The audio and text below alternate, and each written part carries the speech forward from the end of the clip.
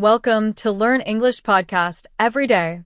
Your daily dose of fun, practical, and easy to understand English. Anytime, anywhere. Whether you're on the bus, cooking dinner, or taking a break, we've got you covered. This channel helps you improve your speaking and listening. So hit that subscribe button bell and start your journey to confident English, one day at a time. Let's get started.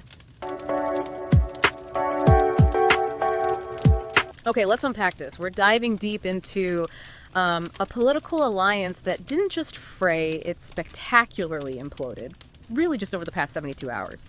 This is the public, intensely personal feud between President Donald Trump and Elon Musk. It really was remarkable to watch unfold. I mean, two figures with enormous influence suddenly turning on each other so publicly. And as these sources detail, it wasn't just, drama for drama's sake. It had real political and economic implications. Absolutely. And what's particularly fascinating looking at the articles you shared is how this played out through the lens of, Trump's biggest media ally, Fox News.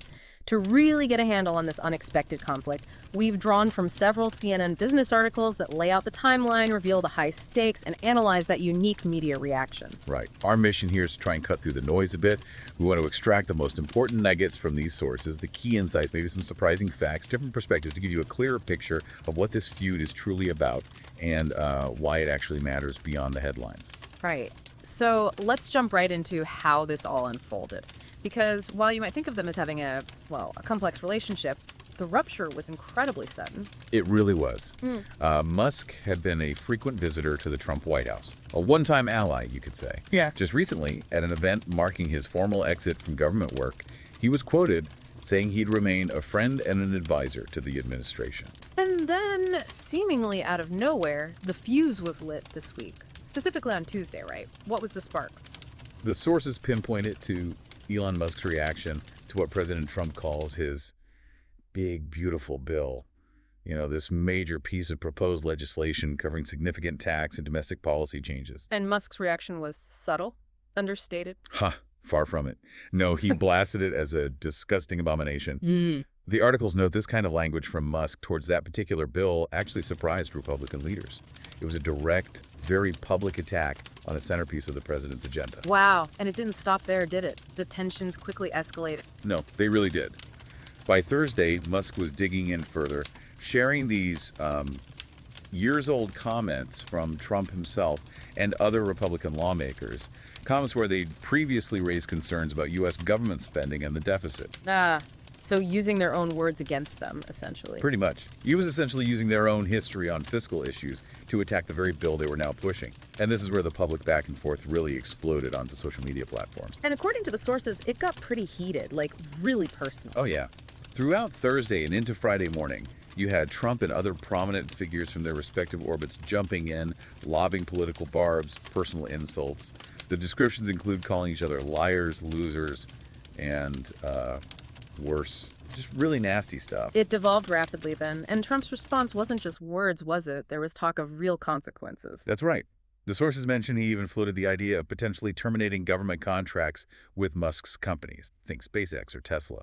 That's a concrete threat, with potentially huge implications. Really underscores just how quickly and dramatically this relationship broke down, and primarily triggered by this disagreement over a key legislative priority. Absolutely. And that leads us right into why this isn't just personal drama. The sources make it clear this was a profoundly high-stakes moment. They describe Washington being plunged into a surreal state of suspended animation as this feud unfolded. A surreal state. Yeah, that phrase from the articles really captures the unexpectedness and the potential impact. And that impact was directed squarely at the administration's policy goals. Exactly.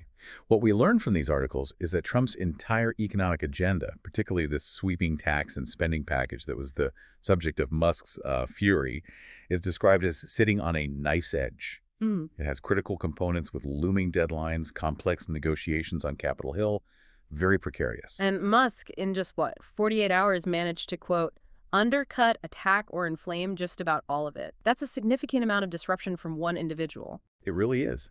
Although it's interesting, one person familiar with Musk's previous White House role is quoted saying he'd been viewed as something of a ticking time bomb for a while. A ticking time bomb, okay. But they also add that this specific feud is so much bigger than him.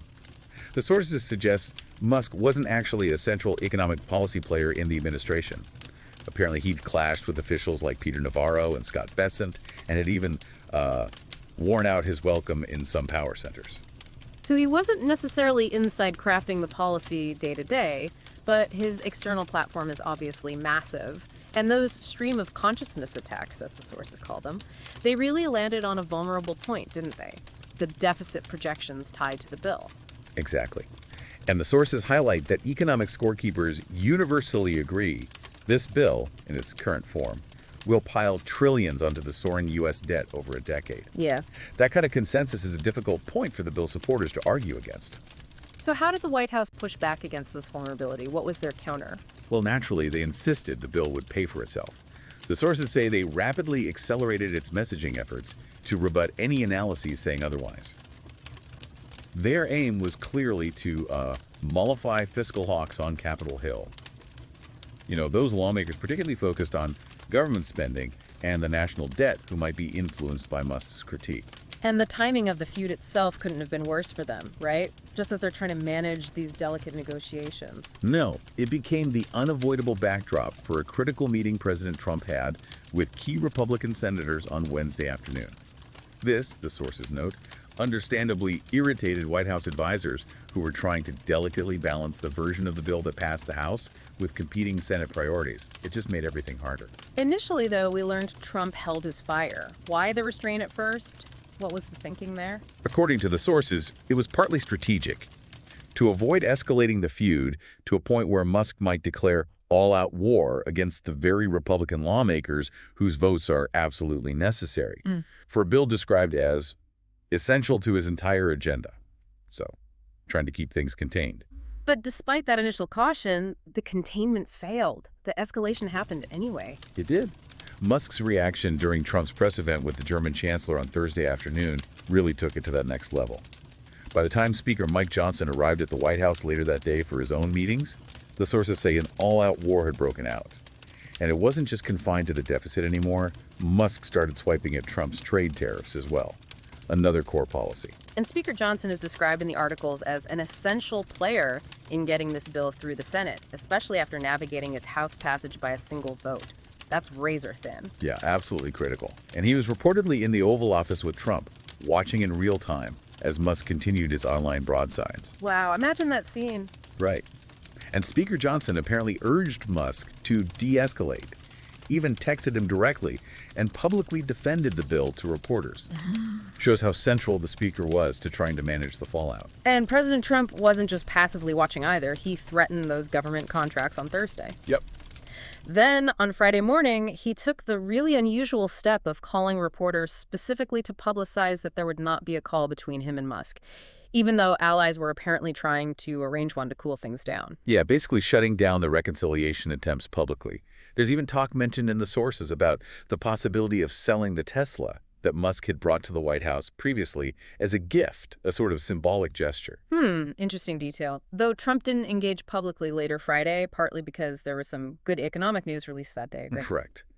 But he reportedly told Republicans privately that he fully understands how difficult Musk is making things for them. One lawmaker is even quoted saying Trump feels Musk has gone completely crazy. So the frustration was definitely there behind the scenes. Oh, clearly. And the Musk complication isn't just limited to this bill. The sources suggest he poses a real threat more broadly. They cite his history of political threats against lawmakers who have relied on his campaign donations in the past. He has that leverage. And his rhetoric against Trump's tariffs strikes at another cornerstone of the administration's economic policy. How did the Trump team respond to Musk's tariff criticism specifically? They largely dismissed it. The sources note they felt Musk's opposition to tariffs was well known already. And more importantly, they argued it was undercut by recent economic data. Peter Navarro is quoted quite strongly on this. What did he say? He said those who predicted tariffs would cause recession or inflation during the first term were obviously and widely wrong. Very emphatic. And the timing of the May jobs report on Friday helped them there, didn't it? It did. It showed another month of steady job growth outpacing expectations, providing some evidence the White House could point to against forecasts of economic turmoil, whether from tariffs or elsewhere. A useful counter-narrative for them. Definitely gave them a helpful data point. Although the sources also mentioned that Musk holds some potential tools if he wanted to actively undermine the tariff agenda. They cite situations where foreign governments seeking Starlink satellite contracts are viewed as potentially useful leverage in trade talks. It's unclear if he'd use them, but the possibility exists. So, meanwhile, White House officials are publicly putting on a brave face, insisting they are full steam ahead on the bill. Right. They argue the alternative, allowing the huge $4 trillion tax cut from the 2017 law to expire at the end of the year, is such a negative prospect that it will ultimately force Congress to pass something. Kind of a forcing mechanism argument. But behind that confidence, reality looks a bit different. Well, despite that public confidence, the July 4th deadline President Trump had set for signing the bill is now seen as virtually impossible by GOP aides cited in the articles. And while Republicans might dismiss Musk's personal opposition, the sources note that physical hawks on Capitol Hill are definitely utilizing his platform and his arguments about the deficit. So he's still having an impact there. So there's this public display of confidence, but kind of an underlying acknowledgement of uncertainty. You see it even in quotes like the CEA chairman saying it's hard to give a very precise forecast on economic growth because policy details are still being worked out. Exactly. And contrasting sharply with that, Musk offered his own very precise, very opposing forecast on Thursday afternoon. He said, quote, "The Trump tariffs will cause a recession in the second half of this year. A direct opposing view on the economic consequences. Starkly different." Right, okay. So we have this intense, rapid breakdown of a major alliance, huge legislative stakes. And then there's the media reaction. Let's pivot to how Fox News handled this. They're often seen as Trump's biggest media ally, a key clearinghouse for the MAGI agenda, as the sources put it. How did they deal with this very public clash between two figures its audience generally holds in high regard? Yeah, it seems like they were in a bit of a bind. The articles note that the network's MAGI-aligned opinion personalities have largely mourned the feud. They appeared quite torn between their two central heroes. Torn and reportedly even pleading with them on air. Yes, that's one of the more striking details. The sources say they, at times, openly implored them through the TV screen to reconcile. You can just picture it. It really is quite a visual, and the articles give specific examples of this reaction. They do. Will Cain, for instance, reportedly lamented on air that it was not a story that we wanted today for America. A sort of sad tone. And Greg Gutfeld was maybe less sad, more demanding. Yeah, Gutfeld apparently demanded they knock it off and make up. He warned them specifically not to sabotage a potential Trump golden age with what he called this self-inflicted feud. And Laura Ingraham. She's often described as a close Trump ally. Right. She reportedly called Musk a modern-day Thomas Edison. High praise. Yeah. But even she exhorted him directly on her show to see that Trump is not the problem here. She apparently confessed the whole situation makes me sad, and even claimed an insider had told her the rift is irreparable. Wow, irreparable. That's strong. But not everyone was so downbeat. No. Others seem to take a more dismissive or maybe optimistic view. Sean Hannity apparently downplayed it significantly. He said, big deal, and confidently predicted they'll work it out eventually, they'll become friends again. Just a blip for him. And Lawrence Jones on Fox and Friends went even further, didn't he? Like denying the split altogether. Pretty much. He declared flat out there is no split and predicted they're going to bury the hatchet. His framing was interesting. Just two strong alpha males that are deep in their convictions, and it just exploded online, kind of normalizing it. And Jesse Waters also tried to downplay it, suggesting it was just blowing off steam, and he used a really memorable analogy to describe it. Oh, yes, that one stood out in the articles. He's quoted saying, "Guys sometimes will punch you in the face, and the next night you're having beer, sleep with your girlfriend, and you patch things up." Right, okay. That's certainly a take. It is. And Ainsley Earhart on Fox and Friends used a slightly softer but kind of similar relationship analogy. She said, "It's just like a relationship. In the very beginning, you're crazy about each other, and then all of a sudden it takes a turn and you don't like each other anymore." Those analogies are quite something. They really highlight how the network hosts seem to be trying to frame this very public political and economic clash, primarily in terms of, like, personal relationship dynamics, almost like a lover's quarrel. Exactly. And perhaps trying to make it seem less significant or maybe more temporary than it felt at the time. What's surprising, though, according to the sources, is how the network handled one of the more controversial barbs that Musk threw out there. You mean the allegation that Trump has mentioned in the so-called Epstein files? Yes. The articles note the network hasn't shied away from repeating that allegation, which feels, well, unexpected, maybe, given the sensitivity around that topic, particularly on the right. Yeah. How did the hosts react to that specifically? It varied. Jesse Waters' response was essentially to deflect towards Biden, asserting that if Trump was in them, Biden probably would have released them. Okay. And Hannity? Sean Hannity offered a defense of Trump, stating that Trump was one of the first people to realize just how horrible Epstein really was. Kind of flipping it. And Brian Kilmeade. He seemed less comfortable with it. Yeah, Kilmeade seemed genuinely taken aback by Musk bringing it up.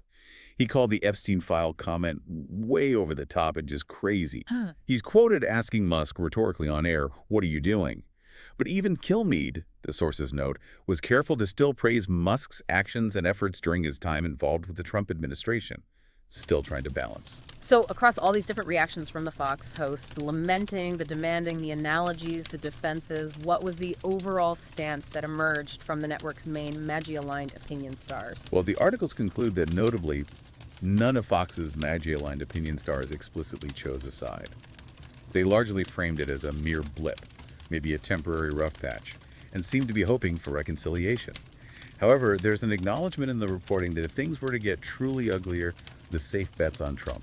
That makes sense, I suppose, given the network's core audience and general orientation. They seem to be navigating a really tricky situation there, trying to acknowledge the conflict their viewers are seeing without alienating either figure entirely, but ultimately, leaning towards the president if push came to shove. It's a complex balancing act for them, for sure. Yeah. Really highlights the dual poles of two very influential figures within that specific political ecosystem. So, stepping back, we've seen how a sharp, very public disagreement over a crucial piece of legislation spiraled incredibly rapidly into a major feud between two incredibly influential figures. This clash put a central part of the administration's economic agenda under significant pressure and created this fascinating, almost conflicted reaction from a major media ally. Yeah. Hopefully, this deep dive into these sources has given you, the listener, a much clearer picture of this specific fast-moving situation.